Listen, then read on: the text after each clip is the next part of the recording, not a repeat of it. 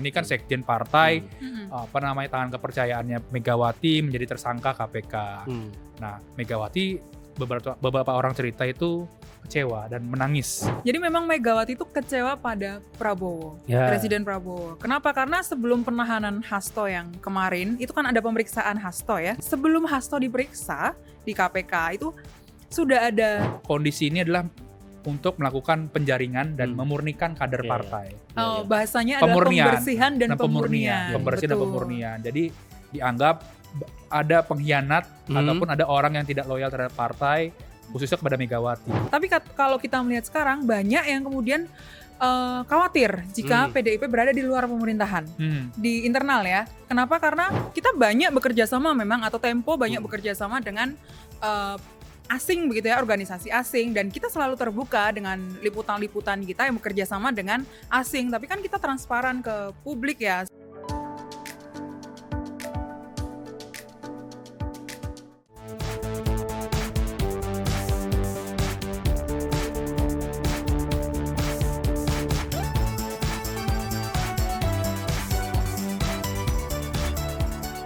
Halo, balik lagi di Bocor Alus Politik bareng saya Francisca Kristrosana dan saya Erwan. Gua Husein Abri Dongoran. Jangan lupa teman-teman untuk subscribe kanal YouTube Tempo.co. Dan bagi kalian yang mau membaca laporan Tempo versi digital bisa klik link di deskripsi di bawah ini ya. Dan bagi kalian yang ingin membaca versi cetak bisa klik juga link di bawah ini. Biar beli di klik link itu ya. Ya. Sen lo pakai sarung hari ini Sen. Karena seger banget nih. Bocor Alus akan tayang dari Sabtu itu pas pertama puasa.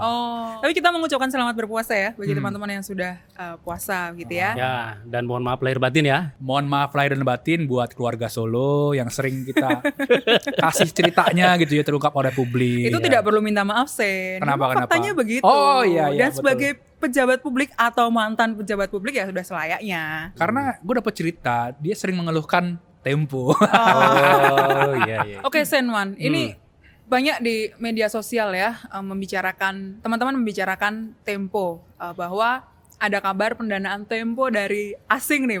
Berarti kita dibayar pakai dolar nih. Tempo antek asing katanya ya, narasinya kan ya. Tempo. Sampai ada video kan pendek kan bahwa Tempo ini antek asing, terutama Soros ya. Didanai oleh George Soros. George Soros dari Amerika Serikat ya itu ya. Padahal sebetulnya kita banyak bekerja sama memang, atau Tempo banyak bekerja sama dengan asing begitu ya, organisasi asing, dan kita selalu terbuka dengan liputan-liputan kita yang bekerja sama dengan asing, tapi kan kita transparan ke publik ya, Senwan ya. Betul. Ya. Apa aja Wan? Ya selain MDIF yang sebetulnya benar kita Tempo ini dibiayai oleh MDIF. Dan itu transparan juga ada di websitenya, dan siapa di belakang MDIF juga ada. Ada 30 lembaga, salah satunya adalah lembaga milik George Soros. Jadi bukan hanya George Soros. Yang kedua, Tempo ini memang sering kerjasama dengan lembaga-lembaga pembiaya peliputan ya. Misalnya Free Press United, FPU dari Belanda, lalu kemudian Pulitzer Center. Nah, kebetulan gua salah satu fellow-nya tuh Pulitzer Center. Jadi ya itu hal yang biasa untuk kolaborasi. Lo harus jelasin fellow itu apa, karena buzzer-buzzer nggak ngerti bahasa Inggris. Ya kira-kira gitulah, harusnya paham lah ya. Kira-kira kayak gitu. Dan Erwan ini kan dulu sebelum di Nasional, dia merupakan jurnalis di investigasi. Jadi kan peliputan investigasi itu membutuhkan biaya peliputan tinggi ya. Lumayan ya. Jadi kerjasamanya dengan lembaga-lembaga yang disebut Erwan adalah untuk biaya peliputan gitu ya. Tapi meskipun didukung oleh organisasi-organisasi asing, tentu saja itu tidak mempengaruhi independensi Tempo. Lagian kalau bicara soal pendanaan asing, pemerintah kita kan juga minta investor asing. Muter-muter kan ke luar negeri gitu kan. Terus kalau ketemu itu kita mendapatkan garansi gitu. Betul. Garansi. Baru tanda tangan sudah dapat duit gitu kan. Terbang mereka itu. Apakah pembangunan infrastruktur kita gak didanai oleh asing? Apa aja Wan? Itu kan pertanyaannya kan pasti banyak kan kira-kira itu. Infrastruktur, terus beberapa PSN termasuk Pusat Data Nasional kan. Kita tulis di majalah Tempo. Banyak lah, dan Tempo ini kan perusahaan terbuka ya. Ya teman-teman juga bisa cek di Bursa Efek Indonesia ya. Di situ kan ada Tempo di listing di sana. Secara juga siapapun bisa membeli saham Tempo. Dan sekali lagi pendanaan itu tidak mempengaruhi terhadap redaksi. Jadi mereka tidak mempengaruhi editorial ya, termasuk peliputan dan lain-lain. Jadi tidak ada intervensi. Bukan hanya media Tempo saja yang mendapatkan kerjasama dengan yang MDIF itu kan justru kita duluan yang memberitakan ya bahwa memang ada pendanaan ke Tempo. Tapi kan untuk untuk perusahaan kan, bukan untuk yang peliputan dan lain-lain. Tapi gue rasa Sen, penjelasan kita ini akan bikin buzzer-buzzer menanduk kita nih. Gak apa-apa, itu menambah dompet mereka kan satu kali komen kan 400 perak lumayan. Lu pernah ya Sen ya? Gue pernah diceritain tuh kan, buzzer minimal kalau di Jawa Tengah itu bisa udah dikasih duit pulsa juga seneng gitu kan. Segitunya bos. Tapi omong-omong soal menanduk nih, kita mau main apa kita hari ini? Kita main soal pasca Hasto Kristianto jadi tersangka KPK aja kali ya. Ya, tanduk banteng. Tapi juga ada beberapa teman gue nanya, Sen bocor halus main gak sih soal apa tuh Patra gitu kan? Patra Niaga. Pertamina korupsi ya. Korupsi. Jadi lu harus cek juga minuman lu nih, ini susu atau jadi apa nih? Air tajin tahu nih jangan-jangan nih. Dioplos gitu. Gak mungkin. Ini air putih murni. Yang nuangin langsung Uncle Pram tadi. Oh, didoain juga sama dia. Ya, dicampe-campe. Ya itu, jadi karena memang kita kan bocor halus politik ya. Jadi politik ya khusus bahas politik yang akan terbit di majalah Tempo. Majalah Tempo nanti akan terbit itu tentang PDIP. Nah, begitu. Oke. Nah, itu tadi Sen, soal PDIP lu punya info apa Sen? Banyak kan. Jadi tapi ini soal hubungan Megawati dengan Prabowo kan? Betul, kira-kira bungkusnya ya. Pasca penahanan Hasto. Jadi gua akan memulai detik-detik setelah Hasto dinyatakan tersangka. Jadi Kamis sore itu kan beberapa pengurus PDIP itu udah meninggalkan Teguh Umar. Ya. Kenapa? Ini waktu penahanan Hasto ya hari Kamis itu hari Kamis. Kenapa? Karena beranggapan Hasto ini bisa keluar lah dari KPK. Nah ternyata dilalah sekitar jam 5-an sore atau nggak habis maghrib itu Hasto langsung ditahan KPK begitu ya. Nah di Megawati itu mengutus lah beberapa ajudan-ajudannya untuk menghubungi beberapa pengurus PDIP supaya kembali lagi ke Teguh Umar, rapat lah. Ya pokoknya datang rapat sana sangat mencekam lah istilahnya. Ini kan sekjen partai, tangan kepercayaannya Megawati menjadi tersangka KPK.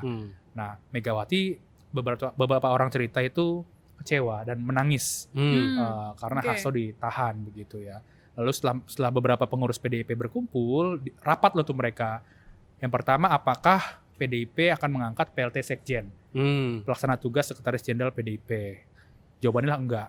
Kenapa? Karena Megawati ingin mengambil alih seluruh mesin partai ya, tugas-tugas partai, semua yang krusial tuh di tangannya dia. Lalu yang kedua, apa yang akan dilakukan ke depannya?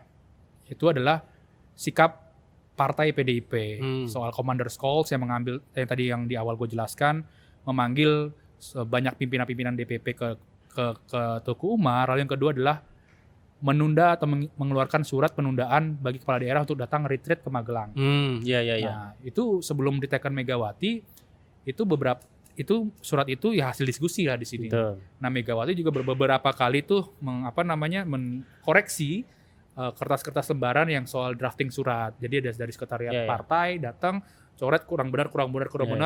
Beberapa kali revisi akhirnya surat itu keluar. Nah. Oke, tunggu Sen. Tadi lu menceritakan bahwa Megawati itu sedih dan sampai menangis. Yang gue denger sampai mencopot kacamatanya itu ya, depan para kader.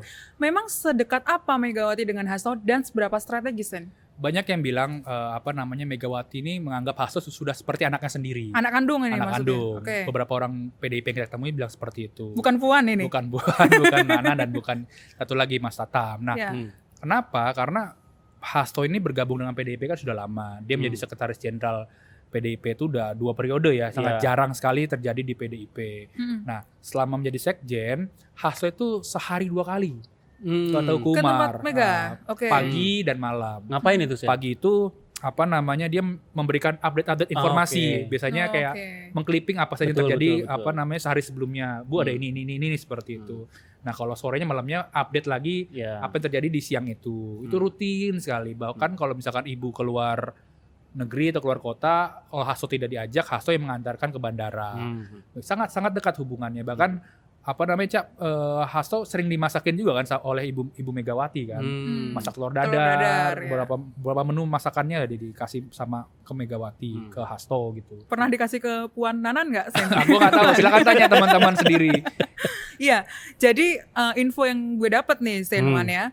Jadi memang Megawati itu kecewa pada Prabowo, Presiden Prabowo. Kenapa? Karena sebelum penahanan Hasto yang kemarin, itu kan ada pemeriksaan Hasto ya. Yang pertama kali. Yang pertama kali di KPK begitu ya. Sebelum Hasto diperiksa di KPK itu sudah ada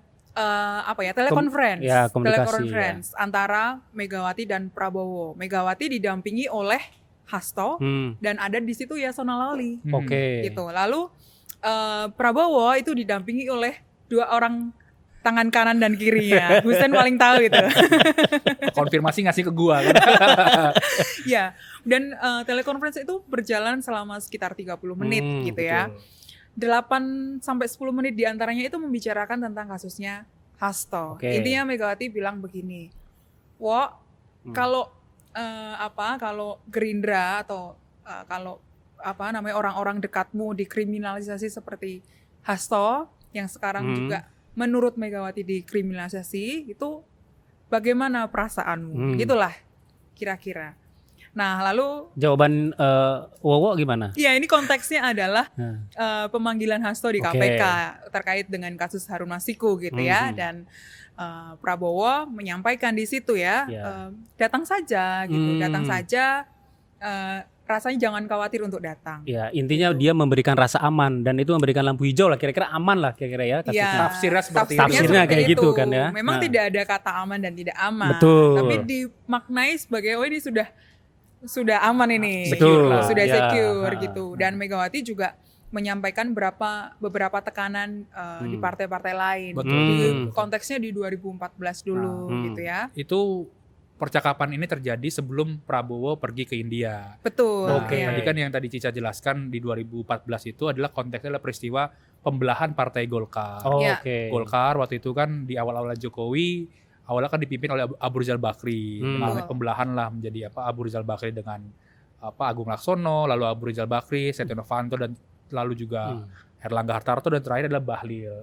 Dari Erlangga ke Bahlil pun itu kan proses penggorokan partai kan, ditebang sebelum sebelum akhir masa jabatannya begitu. Konteksnya apa, Cak, sampai membahas Golkar itu, Prabowo dan Megawati itu? Konteksnya adalah PDIP sekarang itu PDIP sendiri, internal PDIP merasa terkena tembakan dari banyak sisi gitu ya, termasuk kasus Hasto yang sebetulnya sudah lama ya kasus Harun Masiku, tapi kemudian dibukalah sekarang lagi ketika mereka berada pada posisi yang tidak sejalan gitulah ya dengan pemerintah tuh.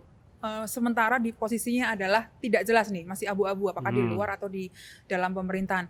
Tapi dalam telekonferensi itu menariknya Prabowo dan Megawati ini intermezzo ya, lumayan mesra. Cair lah ya. Karena sebelum beberapa waktu ke depan itu Megawati mau ulang tahun. Betul. Aku mau ulang tahun loh. Iya Ibu, saya bawakan apa? Nanti aku masakin nasi goreng ya. Iya, terus Prabowo mau minta nasi goreng kan, yang asin atau yang manis kata Megawati. Diet Bu. Enggak, jawabannya yang asin. Yang asin. Kalau begitu ada ikan asinnya. Gitu. Dan berakhirlah telekonferensi itu dengan tukar-tukaran minyak gosok. Jadi kan mengirimkan Ahmad Muzani, sekretaris jenderal Partai Gerindra kan memberikan pernyataan ke publik ya ketika itu dia bilang bahwa Ibu Megawati itu menitipkan minyak gosok angin gitu. Itu runutannya seperti itu peristiwanya. Tapi Wan, gue balik bertanya ke lo gitu ya.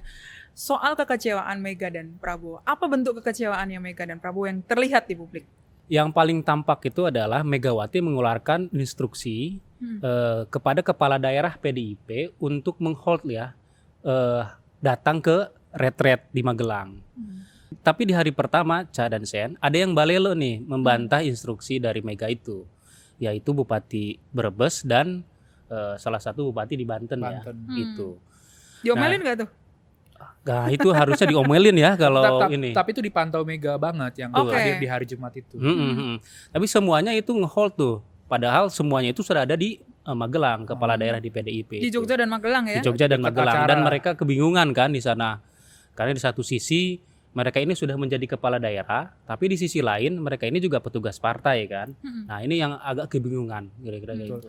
Sebelum Hasto ditahan, dulu semua keputusan Mega itu kan tangan kanannya ada Hasto, termasuk misalnya ya yang membuat narasi surat segala macam. Nah putusan untuk menghold keikutsertaan kepala daerah untuk retret itu memang datang dari Megawati herself, Sen. Tadi yang gue jelaskan di awal kan ada beberapa pengurus DPP yang berkumpul segala macam itu ikut membantu merumuskan langkah PDIP. Tapi yang menuliskan kalimatnya itu ataupun mengkoreksi Megawati sendiri. Jadi ada sekretariat partai itu bolak-balik.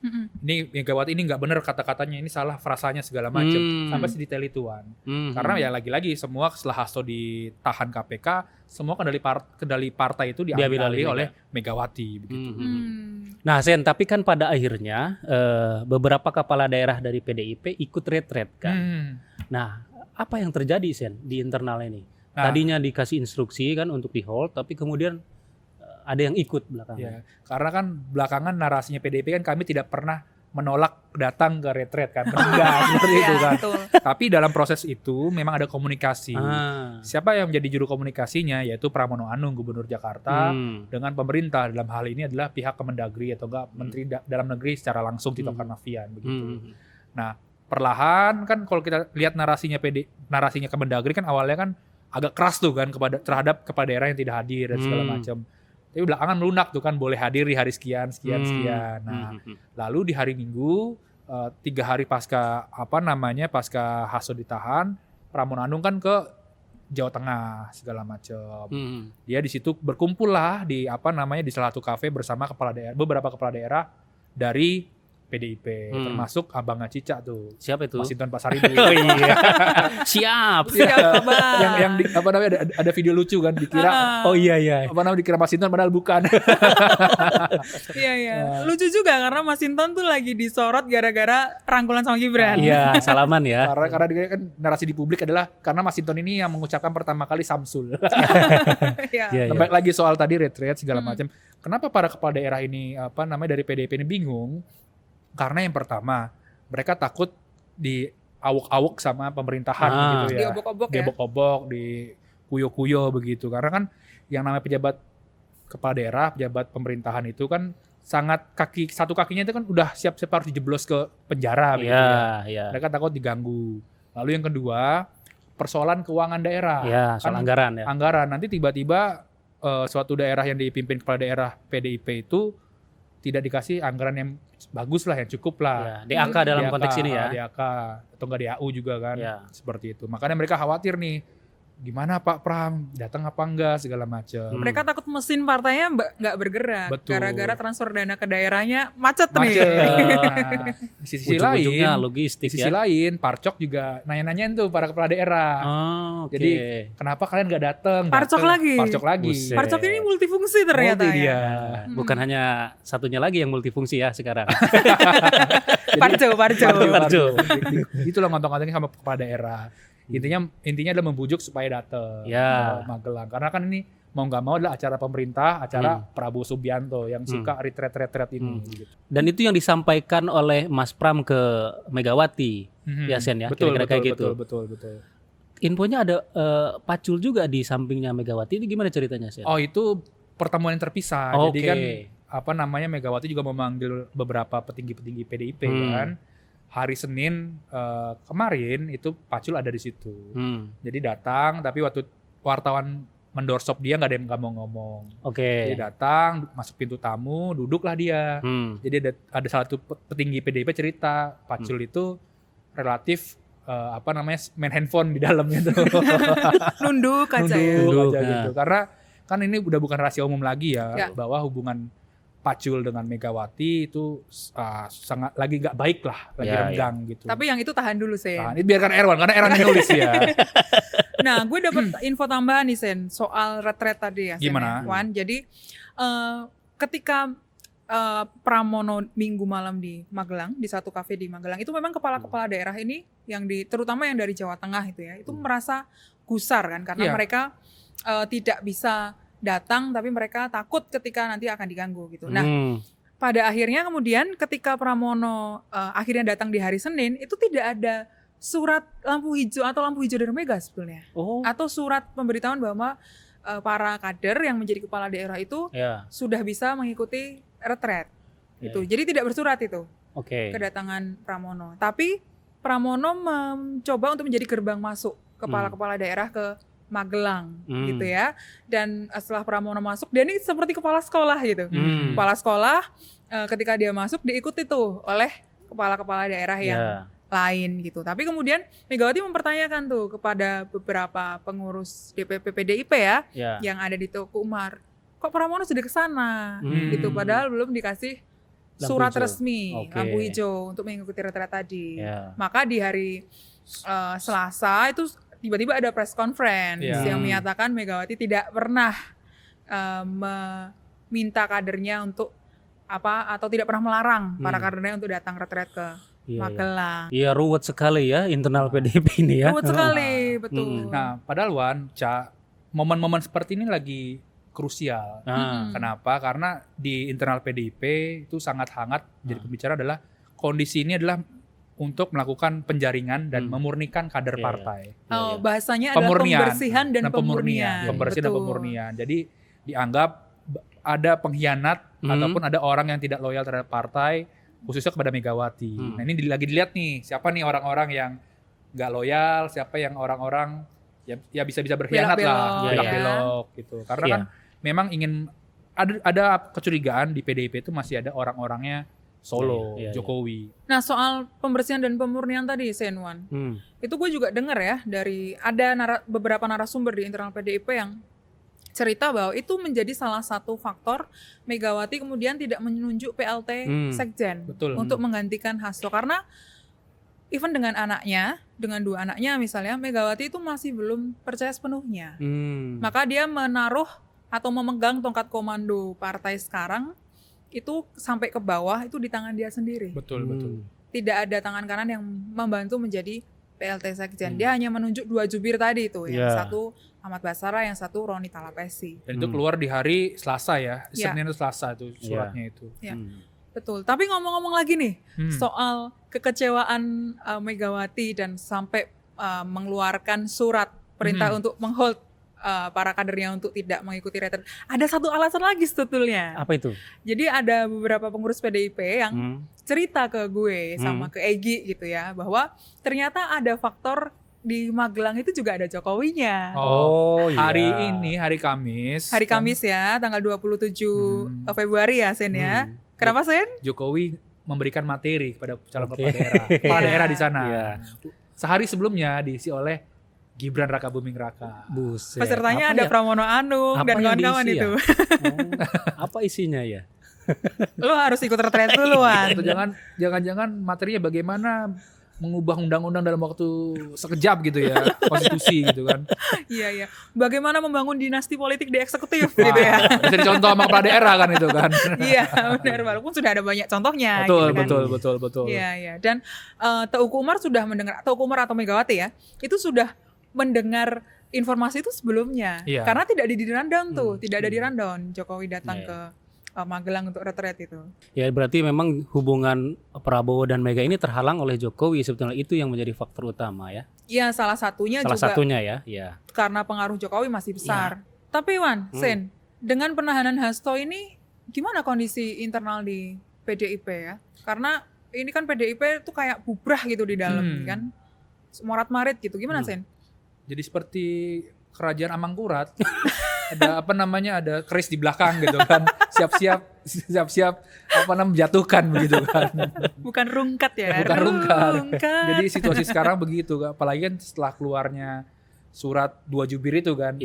Itu tiarap semua orang PDIP gitu kan. Kita sudah mencoba untuk wawancara banyak orang PDIP tapi tidak ada yang mau on the record atau memberi pernyataan secara terbuka ya. Betul.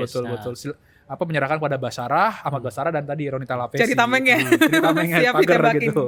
Nah, kembali lagi pertanyaan Cica tadi, gimana kondisi di dalam?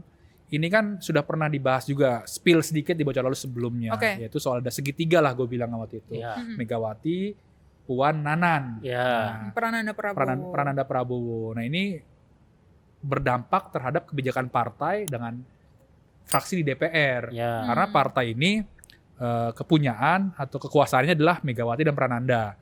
Sedangkan di DPR itu kekuasaan Puan Maharani yang saat ini menjabat ketua DPR begitu. Ada fraksi, ada DPP nih ya. Iya, fraksi dan DPP. Nah, kalau misalkan teman-teman bisa ngecek tuh di setiap komisi orang-orang PDIP menjabat sebagai kapoksi ataupun pimpinan komisi alat kelengkapan dewan itu merupakan orangnya Puan Maharani seperti itu. Nah, bagaimana dengan orangnya di DPP itu istilahnya diparkir tuh, ditaruh di tempat-tempat yang kering istilahnya. Kayak misalkan yang striker-striker nih ya di DPR kan tuh orangnya orang DPP. Jadi siapa nih striker-striker itu, Sen? Ya contohnya Adiana Pitupulu di DPR RI periode 2019-2024 dia kan di Komisi Pertambangan kan tuh bahasa. Sekarang digeser di Komisi 5 soal infrastruktur. Ada juga Deddy Sitorus. Deddy Sitorus dulu itu di Komisi 6 yang ngurusi BUMN. Sekarang ditaruh di Komisi Pemerintahan yang ngurusin partai dan politik dalam negeri lah gitu. Dan para striker-striker ini juga disuruh diem kan sekarang. Kalau di luar kan ada siapa namanya Ciko Hakim, lalu juga ada Gun Romli, ada Seno juga kan. Itu mereka seluruhnya disuruh tiarap begitu.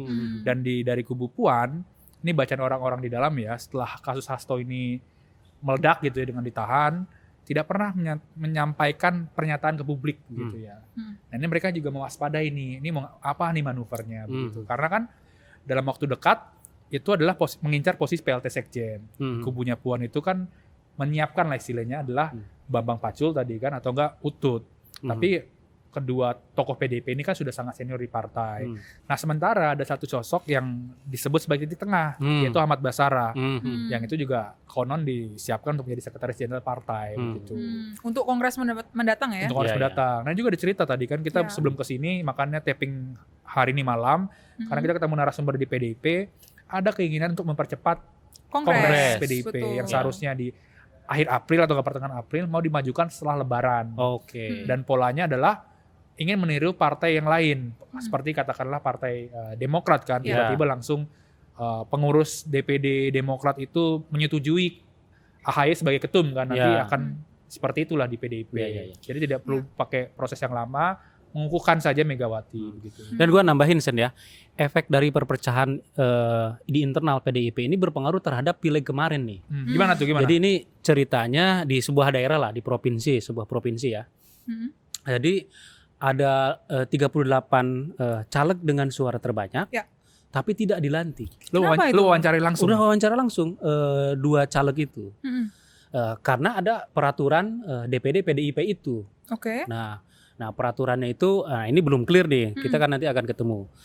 Tapi sebetulnya ada surat dari DPP yang meminta agar DPC dan DPD itu melantik untuk menetapkan caleg dengan suara terbanyak. Tapi gak digubris nih sama DPC dan DPD ini. Nah ini salah satu DPD inilah paling dikuasai oleh PDIP lah.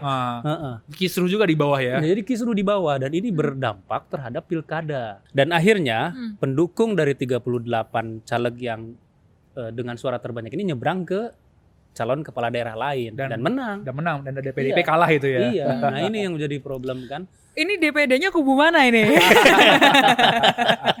Spill sedikit dong, Mas. Baca di lapor majalah Tempo. Betul. Besok lah. Jadi gue udah nambahin sedikit ya tadi kan soal perpecahan segala macam. Nah, di kubunya Puan itu menganggap bahwa Hasto Kristianto Sekjen itu adalah ketua umum de facto PDIP. Kenapa itu? Ya karena yang bisa berkomunikasi, menyampaikan info segala macam itu yang ke Megawati adalah Hasto. Jadi Hasto dinilai itu sering menyaring informasi tidak utuh lah ke Megawati. Makanya apapun kebijakan partai itu lewat Hasto Kristianto. Ada satu lagi, Sen. Hasto itu dikenal gitu ya di internal PDIP karena kenapa dia disebut ketua umum de facto? Karena semua kader yang ingin bertemu dengan Mega dan semua politikus PDIP yang ingin ketemu dengan Mega itu harus melalui Hasto. Jadi seperti ada benteng yang tinggi gitu ketika mereka ingin bertemu dengan ketua umumnya sendiri karena harus melalui izin dari atau melalui lampu hijau dari Hasto. Mirip-mirip Teddy ke Prabowo ya. Tapi itu juga ya, karena disebut sebagai apa tadi Cica itu sebagai ketua dinding, de facto, terus ketua de facto, Hasto ini dianggap juga sebagai perusak hubungan antara Jokowi dengan Megawati, termasuk Prabowo dengan Megawati.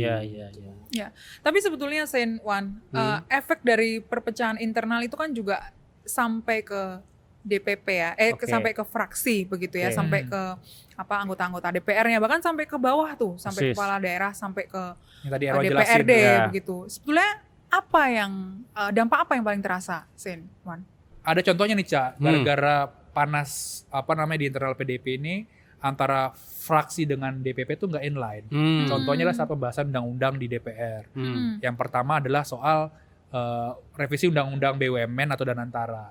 Dari DPP itu mengkritik keras. Ini mau dibawa kemana nih BUMN kita? Dan Mega sendiri bertanya-tanya barang apa dan Mega kan menolak menjadi pengawas penasihat Danantara kan. Karena dia bertanya ini barang apa ini? Tidak jelas segala macam, belum clear ya. Aturan mainnya seperti apa dan lain-lainnya. Tapi di DPR, di fraksi PDIP itu kalau misalkan dilihat teman-teman juga minim sekali yang mengkritik itu. Justru kan mendukung.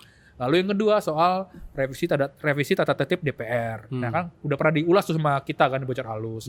Nah itu Hasto dan Mega juga bilang ini bahaya sekali undang-undang ini kalau disahkan. Tapi lagi-lagi anggota DPR RI dari PDIP di Balek maupun di komisi lainnya itu nggak ada yang bersuara untuk mengkritisi soal revisi undang-undang tatip DPR ini. Begitu. Ya, dan pada akhirnya di publik PDIP terlihat seperti oposisi yang setengah hati ya. Karena ada di DPP misalnya keras, tapi kemudian di fraksi melunak kira-kira kayak gitu. Mau nggak mau gitu ya. Dan di internal PDIP juga menyadari itu kan. Karena mau nggak mau kekuatan itu kan sebetulnya ada di DPR RI kan. Fraksi itu kan hanya instruksi partai segala macam, tapi kan yang bersentuhan dengan pemerintah langsung adalah anggota DPR RI dari PDIP. Iya, padahal kita merindukan PDIP di zaman SBY ya. Derdor itu dulu itu. Mungkin sekarang apa, Wan? Karena garam dan madu kali. Aku kayak kamu. Nah, ngomong-ngomong soal oposisi dan tidak oposisi gitu ya, PDIP ini memang dipertanyakan nih, akan tuh kayak setengah hati gitu, dia tuh akan menjadi oposisi atau tidak, karena keputusan itu nanti akan ada di Kongres. Tapi kalau kita melihat sekarang, banyak yang kemudian khawatir jika PDIP berada di luar pemerintahan, di internal ya. Kenapa? Karena urusan logistik menjadi tidak lancar. Ini kan logistik itu punya hubungan erat dengan pemenangan di 2029 nanti. Betul, iya. Persiapan untuk menuju 2029. Karena kebijakan-kebijakan anggaran, terus hal-hal yang bersentuhan dengan anggaran itu kan ada di DPR RI semua. Tadi yang Husein ceritakan, proyek-proyek pemerintah itu kan masuknya di DPR RI gitu. Dan ya resources di DPR RI itu yang kemudian bisa mendistribusikan itu ke partai gitu. Di sisi lain juga banyak anggota DPR RI dari PDIP yaitu yang sudah terkena atau tersandra kasus hukum. Itu sudah pernah menulis ya, ada belasan jumlahnya dipanggil KPK. Dipanggil KPK bolak-balik untuk beberapa kasus ya, untuk beberapa proyek negara gitu ya. Ada di berbagai komisi, bahkan hampir di semua komisi tuh ada aja anggota PDIP, anggota DPR RI dari PDIP yang kemudian tersandra kasus hukum. Nah, Cak Wan, berarti kondisi saat ini bisa diibaratkan atau bisa dibilang hubungan Megawati dengan Prabowo itu masih jelas ya? Ya. Belum jelas. Betul. Masih wait and see, Sen. Karena semua masih dilihat untung dan ruginya jika di dalam dan di luar pemerintahan. Lagi-lagi kepentingan untung rugi itu bukan buat masyarakat ya. Buat partai politik. Betul. Dan yang kami bahas ya di rapat opini majalah Tempo ya. Sikap opini Tempo. Jadi hubungan segitiga antara Jokowi, Prabowo, dan Megawati itu sebetulnya tidak ada unsur kepentingannya ke publik itu. Yang ada itu sebetulnya kepentingan pribadi masing-masing saja kan. Misalnya urusan dengan Hasto lah, kemudian urusan dengan Megawati dengan Prabowo lah, kemudian dengan Jokowi lah, kira-kira gitu. Lalu kemudian publik hanya ditontonkan drama politik saja dan gak ada esensinya itu. Yang paling penting juga, seharusnya pertengkaran elit itu kan menghidupkan demokrasi. Ini gak ada sama sekali. Nah ini yang terjadi saat ini ya di hubungan segitiga Jokowi, Prabowo, dan Megawati. Kira-kira begitu. Ya, padahal kita menanti-nantikan ini PDIP jadi oposisi gitu ya. Karena masyarakat sipil kan sekarang ditinggal sendiri dan tidak pernah berharap juga sih pada partai gitu. Apalagi PDIP kan juga penyumbang terbesar kerusakan di era Jokowi kan. Apa tuh revisi undang-undang KPK, Minerba, undang-undang cipta Omnibus kerja Law yang konon menciptakan lapangan kerja begitu kan, mungkin buat buzzer lapangan pekerjaan. Tapi omon-omon. Oke, Sen, Wan rasanya cukup ya. Nanti silakan teman-teman yang ingin mengetahui detailnya silakan baca di laporan Tempo yang ditulis oleh Hussein dan Erwan. Dia kabur ya. Saksikan terus Bocor Alus Politik hanya di youtube.tempo.co dan kalian bisa mendengarkannya di Spotify Bocor Alus Politik. Sampai jumpa dan selamat puasa. Selamat puasa guys.